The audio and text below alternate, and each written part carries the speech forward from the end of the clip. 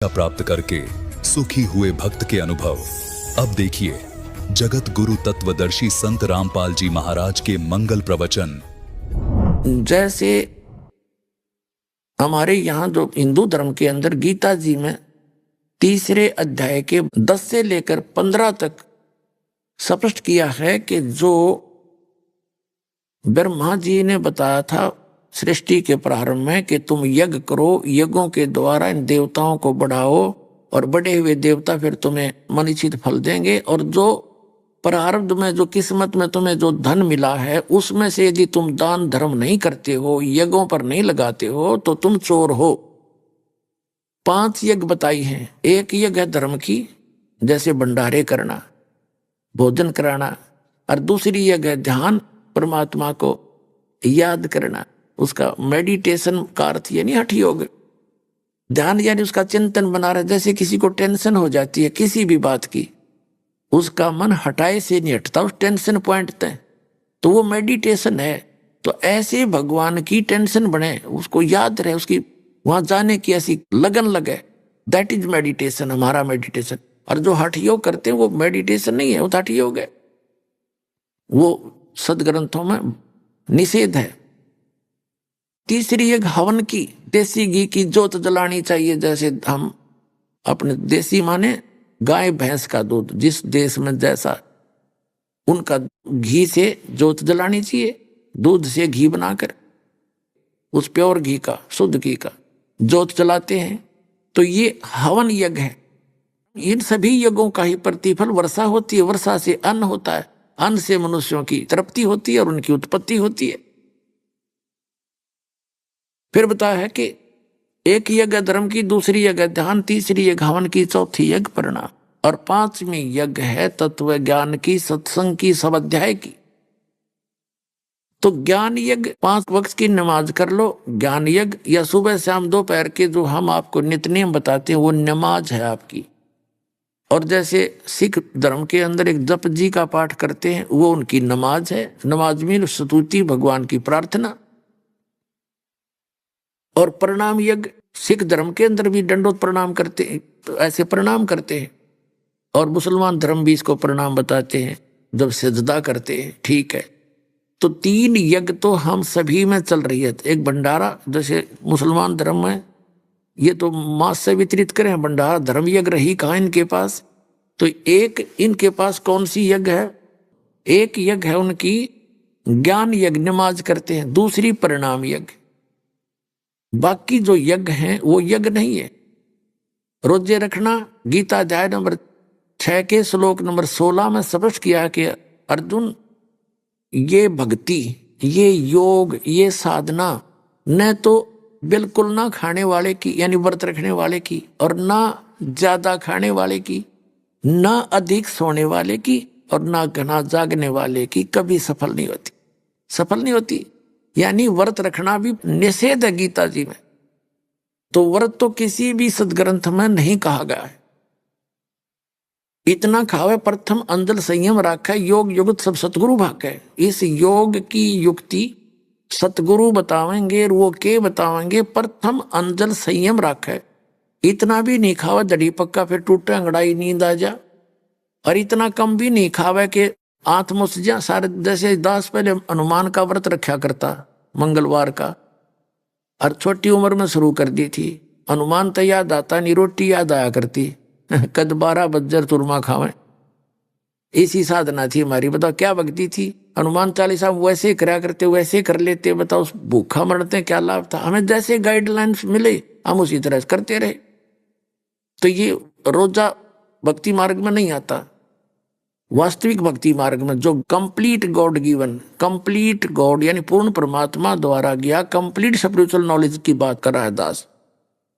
किसी पुराण में, कुरान में अगर इस उनके अल्लाह अकबर से हटकर अन्य का किसी का आदेश है तो वो कंप्लीट परमात्मा के पाने की, पूर्ण मोक्ष की भक्ति नहीं है। अब ये 5 यज्ञ हैं। एक यज्ञ है धर्म की, दूसरी यज्ञ है ध्यान, तीसरी यज्ञ हवन की, चौथी यज्ञ प्रणाम, और 5वीं ज्ञान की। ये जो यज्ञ हैं ये तो एक समझ लो रोगी के लिए एक ग्लूकोज का काम करती, ग्लूकोज। हमें जन्म और मृत्यु का दीर्घ रोग लगा हुआ है। जब तक जरा और मरण यानी बुढ़ापे का कहर और मृत्यु का रोग नहीं कटेगा तब तक हम सुखी नहीं हो सकते। और ये रोग ब्रह्मा विष्णु महेश तक लगा हुआ है, ब्रह्म और परब्रह्म सरपुरुष और अक्षर पुरुष तक लगा हुआ है। केवल निराम में एक कंप्लीट गॉड अल्लाह अकबर है, वो पूर्ण परमात्मा परम अक्षर ब्रह्म है, सत्य पुरुष है। और उसका लोक वहां गए हुए प्राणी जो वहां रह रहे हैं और जो यहां से मोक्ष होकर जाते हैं वो भी कभी उनको बुढ़ापा नहीं होता, यंग रहते हैं, मृत्यु नहीं होती। जो आप यहाँ ठाठ लेना चाहते हो सारा कुछ वहां पर मिलेगा आपने। वहां ऐसे ही नर और नारी करके आपकी सृष्टि है, आपके बच्चे होंगे, लेकिन वो युवा स्थिति में आकर के कभी इससे आगे ना उम्र घटेगी, वो उस स्थिति में रहेंगे और कभी मृत्यु नहीं होगी। अपनी आत्माओं, अब आप हो और आपके बच्चे हैं, आपकी पत्नी है, आपके बच्चों की पत्नियां हैं, आपके छोटे छोटे पोता पोतियां हैं, आपको कितने अच्छे लगते हैं। और फिर 1 मिनट में सारे मर जाएं। जैसे पीछे एक सन 2000 के अंदर 26 जनवरी सन 2000 को इस गुजरात के अंदर एक भूकंप आया था। कई कई मंजिल की कोठियां बनाने में पूरा पूरा जीवन लगा दिया था उन लोगों ने, 2-2 पीढ़ी लगी रही थी और उन्हीं के नीचे दबकर मर गए, समाप्त होगी। और दूसरी बात एक विचार करने की है, जैसे मुसलमान भाई कहते हैं कब्रों के अंदर उनको दबा देते हैं और वो वहां रहते हैं, तो उस साइक्लोन के अंदर, उस भूकंप के अंदर उन कब्रों का पता नहीं कहाँ गए, बड़ी बड़ी कोठियों का पता नहीं वो कहाँ गए। तो कहने का भाव ये है दास का कि यहां ना जाने के बिजली गिर जा कब के हो जा। तो आपको कितना अच्छा लगता, आपके परिवार कितने प्यारे लगते। अरे एकदम कोई एक बच्चा भी मर जा, तड़प तड़प कर टक्कर मारते हम, माँ बाप मर जा बच्चे रोते हैं, बच्चे मर जाते माता पिता रोते हैं, भाई बहन रोते हैं। तो ये क्या खाक सुख है, इस पर किस चीज पर आश्रित हुए बैठे हो। तो ये आपका परिवार कभी ना मरे और ठीक ठाक रहे तो आपने क्या दिक्कत है, आप बड़ी खुशी से रहोगे, बड़ी खुशी बनाओगे। और यहाँ तो रहना ही नहीं, वो आपको वहां मिलेगा जिसकी खबर लेकर ये दास आया है। ये है अंतिम पैगंबर, ये रामपाल दास है, वो फाइनल प्रॉफिट। ये सच कर मान लेना, लेटेस्ट।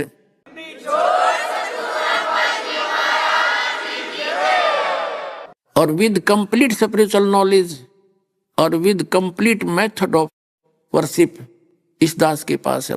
अब जैसे 5 यज्ञ जो हम करते हैं ये तो ग्लूकोज है, अब कंपलसरी है। जैसे डॉक्टर के पास कोई रोगी जाता है और उसकी स्थिति को देख के परिचित हो जाता है तो तुरंत डॉक्टर ग्लूकोज लगाता है, ट्रीटमेंट अन्य बाद में शुरू करता है।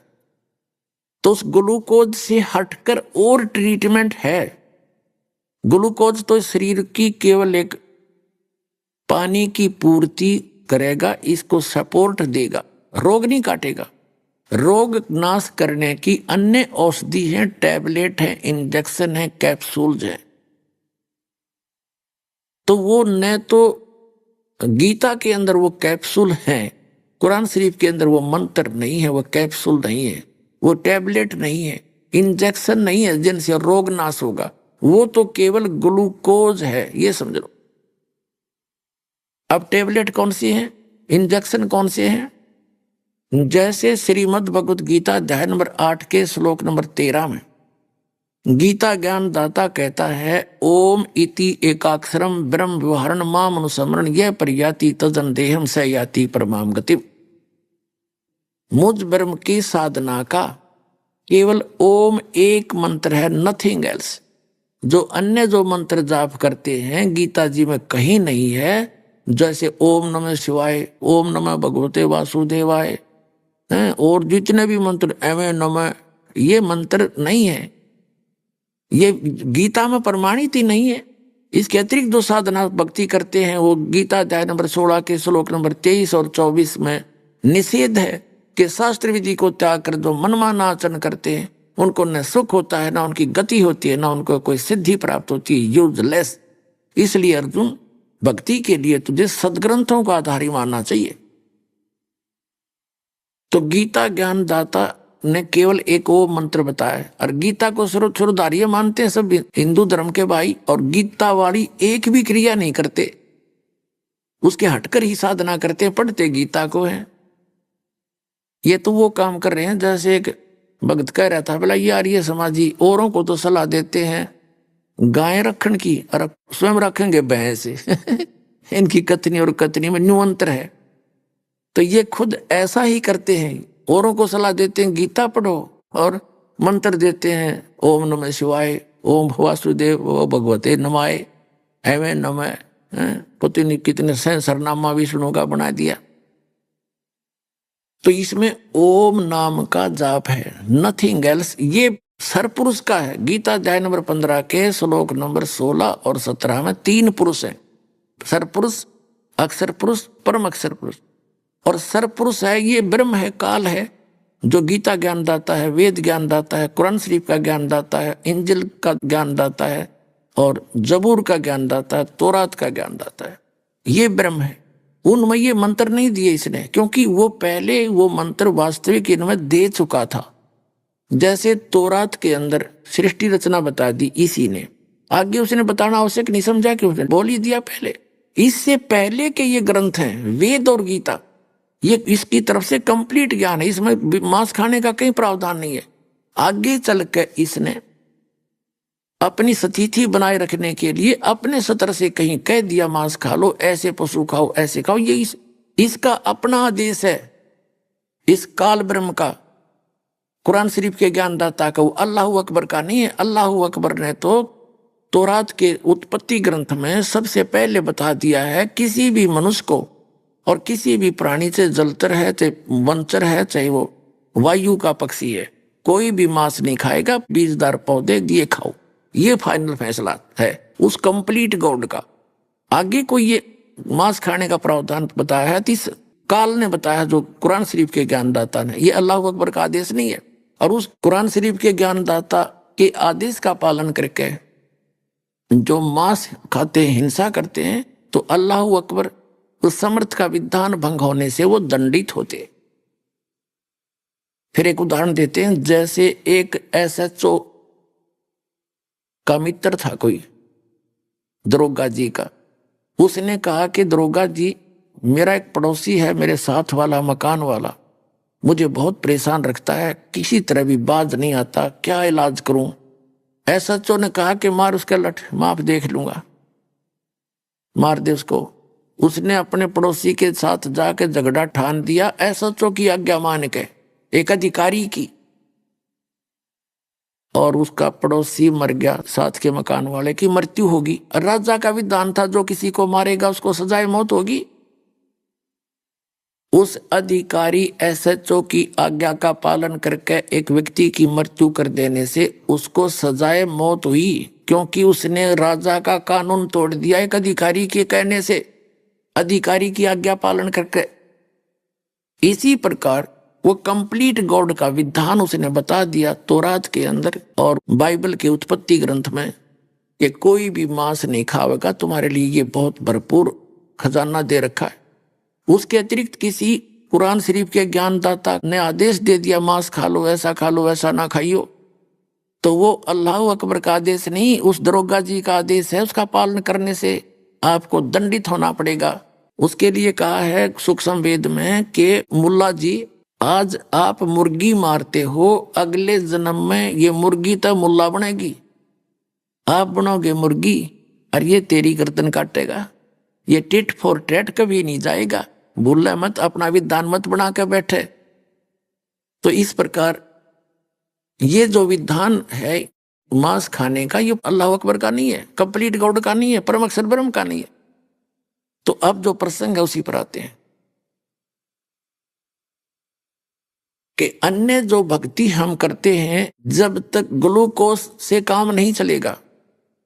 जैसे पूरा सिख धर्म भी वो क्या करता है, वाणी का पाठ करते हैं, ये ज्ञान यज्ञ है, भंडारे करते हैं, धर्म यज्ञ है, प्रणाम करते हैं, ये प्रणाम यज्ञ है, लेकिन हवन यज्ञ भी वहां नहीं है।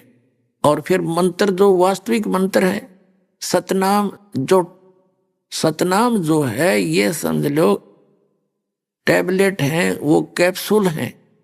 कैप्सूल और टैबलेट है, 2 अक्षर का सतनाम, एक ओम एक तत्। और जो सारनाम है वो इंजेक्शन समझ लो। तो ये कंप्लीट कोर्स है जन्म और मृत्यु के रोग का नाश करने का। जैसे अब ये दास बताएगा वो कंप्लीट कोर्स। ये 500 यज्ञ करनी है जो सतलोक आश्रम में आपको बताई जाती। जैसे 5 यज्ञ आपको बता दी। एक यज्ञ धर्म की भंडारे किए जाते हैं, भोजन कराए जाते हैं भक्तों को। और दूसरी यज्ञ ध्यान या परमात्मा का विशेष कसक ऐसा ज्ञान बता दिया जाता है, आपकी बुद्धि नहीं हटेगी सतलोक तक।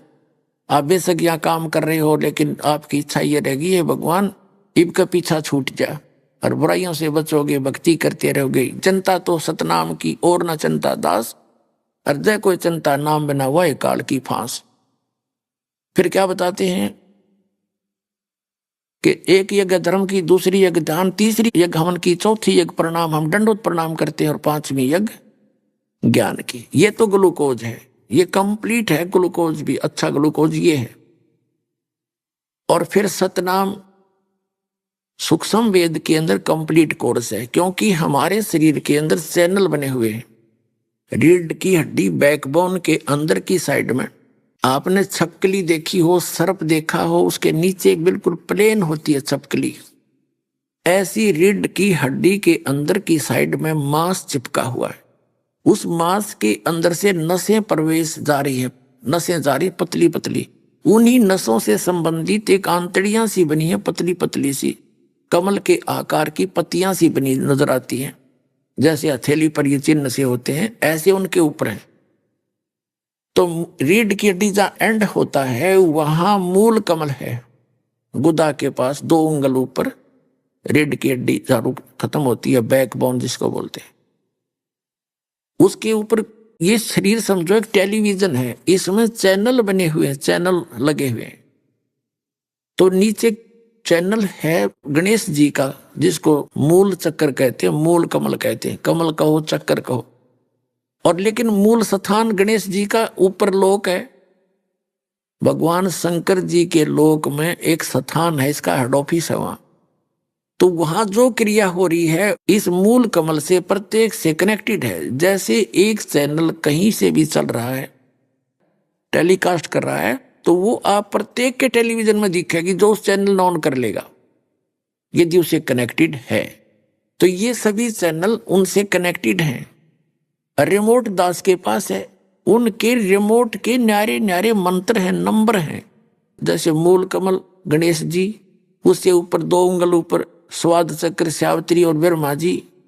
फिर नाभि के सामने लक्ष्मी और विष्णु जी का कमल है। गणेश जी का 4 पंखड़ी का कमल है, और सावित्री ब्रह्मा जी का 6 पंखड़ी, 6 पत्ती सी लगी हुई है, आंतों की पत्ती सी। और नाभि कमल जो विष्णु जी और लक्ष्मी जी का, इसमें 8 पंखड़ियां हैं, 8 पत्ती सी हैं कमल जैसे आकार की। वो पत्ती नहीं, जैसे ये समझ लो एक निशान से है, पतली पतले से। और जब भक्ति करते हैं तो जैसे गाय और भैंस के स्तन दूध आने से पहले ऐसे लटक रहे होते हैं, और जब दूध भर जाता तो ऐसे तन जाते हैं। ऐसे भक्ति से ये अंदर की पंखड़ियां इन कमलों की अपने आप ये खुलना शुरू हो जाएगा, ऐसे खिल जाएंगी। अब तो वो ऐसे बुची पड़ी है ऐसे, फिर वो ऐसे होकर के ऐसे खिल जाएंगी, बिल्कुल ऐसे खुल जाएंगी भक्ति से। इन मंत्र जो आपको दिए जाएंगे, इन मंत्रों से। फिर हृदय कमल है दोनों सतनों के बीच में, और इस पेट से ऊपर, कंठ से नीचे, और बैकबोन के ऊपर। ये शंकर भगवान और पार्वती का कमल है। इसका एक मंत्र है, उसको जाप दिया जाएगा आपको, उससे ये फिर खिल जाएगा कमल इनका। फिर कंठ कमल में दुर्गा जी का है, ये बैकबोन जहाँ समाप्त होती है, एंड होता है यहाँ पर, इसके अंदर की तरफ। जैसे भगवान शिव और पार्वती के जो कमल का 12 पंखड़ी है, और दुर्गा जी के कमल की 16 पंखड़ी है। इसके बाद आगे जाके चिरकुटी है, उसके केवल 2 कमल हैं। और उसके बाद फिर आगे चलता है, यह आगे डिटेल अभी नहीं बताएंगे, क्योंकि कुछ वक्ता पाक के और आपको भ्रमित करना शुरू कर देंगे।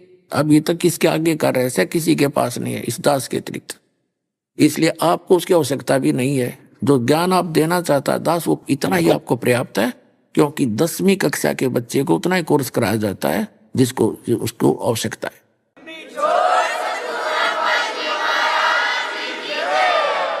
अब ये है कमल, आपको जो प्रथम मंत्र दिया जाता है वो मंत्र है।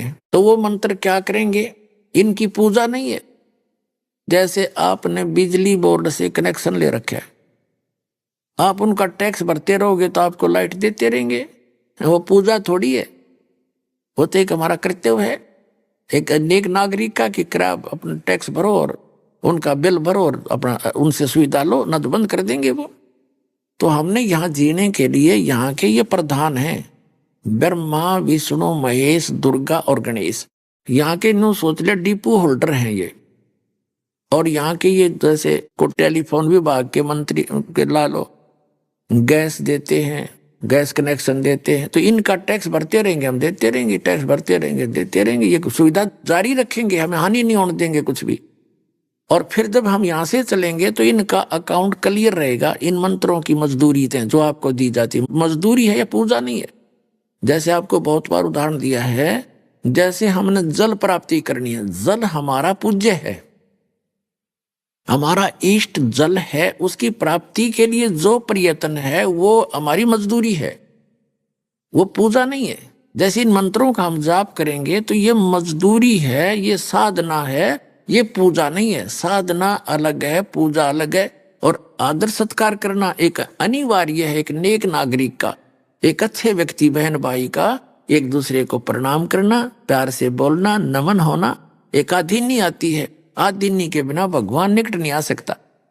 जैसे मुसलमान भाई कहते हैं हमारा सिर झुकेगा तो एक अल्लाह को ही झुकेगा, नहीं झुकेगा। और अल्लाह का तुमने पता है कौन नहीं, अल्लाह ताला का, जो तुम तो काल के आगे झुका रहे हो, तुम डम्मी गॉड को यानी गलत खुदा की ही आगे सजदा कर रहे हो। वो तो अल्लाह अकबर का तो तुम्हें पता ही नहीं, उसकी पूजा का भी नहीं पता, उसने ऑप्शन छोड़ दिया। इस कुरान शरीफ के सूरत फुरकानी 25 आयत 52 से लेकर 59 तक में।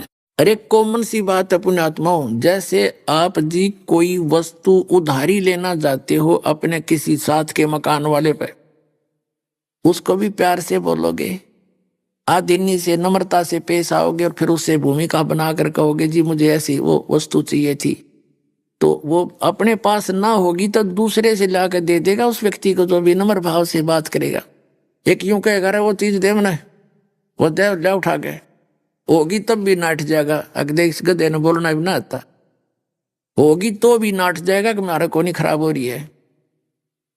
और ये शिक्षा देते नहीं होगा, सर झुकेगा तो एक अल्लाह को ही झुकेगा, हम तो प्रणाम भी नहीं करते किसी को। तो ये भक्ति की मार्ग है। और जिस सभा के अंदर अड़ताड़ी बजे, वो भक्तों की सभा नहीं हो सकती, वो तो एक राजनेताओं की हो सकती है या केवल एक तमाशगरों की हो सकती है। क्योंकि ये जो ताड़ियां बजाई जाती हैं ये उन श्रोताओं की गलती नहीं, उनको ज्ञान देने वालों की त्रुटि है।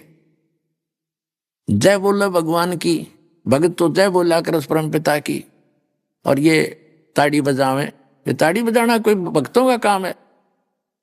संतों की सभा में ताड़ी नहीं बजा करती, भगवान की जहां चर्चा हुआ ताड़ी नहीं बजा करती, वहां तो जय जयकार हुआ करती है भगवान की।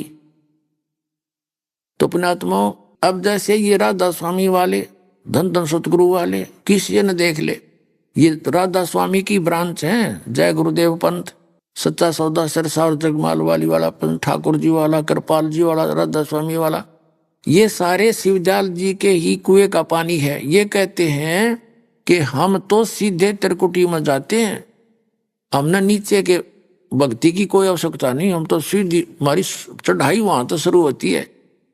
देख अकल देखो इन, हमने स्वदेश जाना है, हम विदेश में रह रहे हैं, मान लीजिए किसी विदेश में रह रहे, स्वदेश आना है, तो वहां से सभी नो ड्यू सर्टिफिकेट लेकर ही हम वापस आ सकते हैं।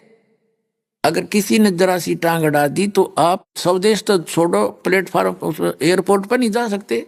हमने सब लोग जाना है, हम दूसरे लोग इस काल के लोक में रह रहे हैं पृथ्वी पर, कहीं भी किसी देश में। तो यहां से जाने के लिए हमने पहले इनके प्रधानों से नो ड्यू सर्टिफिकेट लेना पड़ेगा। और वो प्रधान आपको बता दिए, ये शरीर में बैठे हैं, आप इनकी भक्ति करते रहोगे, इनमें ऑटोमेटिक जमा होंगे, उसके खाते में पहुंच जाएंगे। और जब यहाँ से आप चलोगे तो ये आपके सब मार्ग क्लियर मिलेगा त्रिकुटी तक।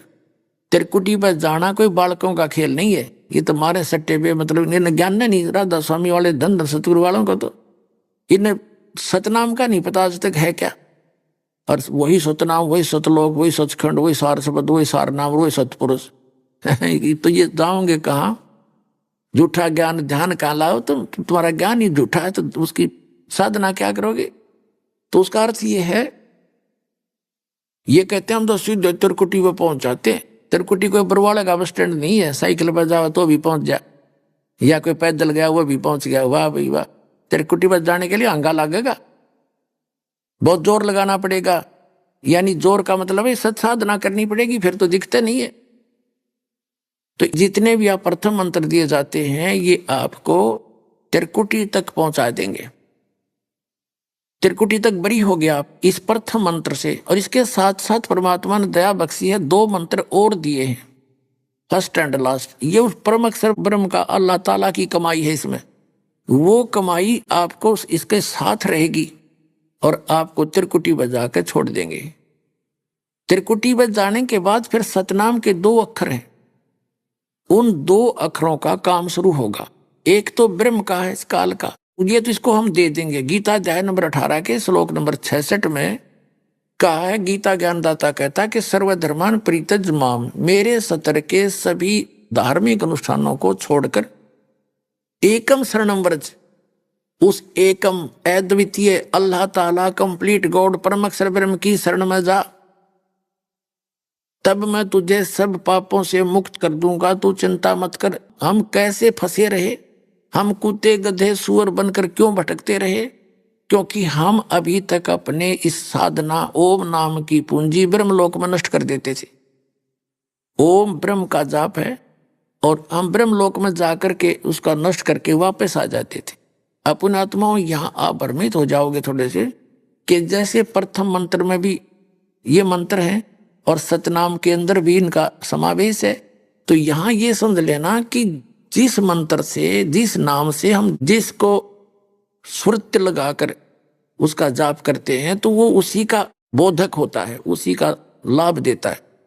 जैसे एक लड़की के पिता का नाम हरि सिंह और उसके पति का नाम भी हरि सिंह, कुदरती ऐसा इत्तेफाक हो गया। अब जब वो अपने पिता का नाम लेती है, हरि सिंह की हूँ, बेटी किसकी? हरि सिंह की, पत्नी किसकी? हरि सिंह की, तो उस समय उसकी सुरती अपने पति के ऊपर होती है, सूरत पर, कि मैं उसकी पत्नी हूँ। हरि सिंह नाम दोनों है। इतना ही काफी समझ लेना, भ्रमित ना होना, क्योंकि ये अध्यात्म ज्ञान है, बालकों का खेल नहीं है। आप तो अज्ञान से भरे पड़े हो। अब उस अज्ञान को निकालने के लिए दास को इतना प्रयत्न करना पड़ा है, इतने बड़े बड़े उदाहरण ला करके सब फिर सेट करना पड़ रहा है, तब ये यथार्थ ज्ञान आपने सुहावेगा। ये प्रयत्न इसलिए करा दास। तो सतनाम 2 अक्षर का है, इसमें एक ओम एक तत् गुप्त है। प्रसंग चल रहा था, ये कहता है कि मैं तुझे सब पापों से मुक्त कर दूंगा। कैसे कर देगा? कि हम पहले ओम नाम का जाप ब्रह्म का है, इसकी भक्ति करते रहे ऋषि लोग, हम पहुंच गए ब्रह्मलोक में। इसकी कमाई खत्म हुई, फिर पृथ्वी लोक पर आगे देवने कुत्ते, हमने यह पूंजी यही नाश करते रहे अपनी। अब इस पूंजी का नाश नहीं करेंगे हम, इसको पकड़ा देंगे, पकड़ते रहिए और हमें बरी कर यहाँ से, हम इसका ऋण दे देंगे। तो ये हमारा मांगे क्या? इसका हमारा लेन देन क्या रहा फिर? तो इसको, जैसे पहले क्या होता था, साहूकार लोग जो छोटे व्यक्ति निर्धनों को अपने मजदूर बना लेते थे, उनको पहले पैसा दे देते थे, थोड़ा बहुत 1000, 2000, 10,000 जैसा भी। अभी आपने सुने संत रामपाल जी महाराज के मंगल प्रवचन। आइए अब सुनते हैं संत रामपाल जी महाराज से नाम दीक्षा लेकर सतभक्त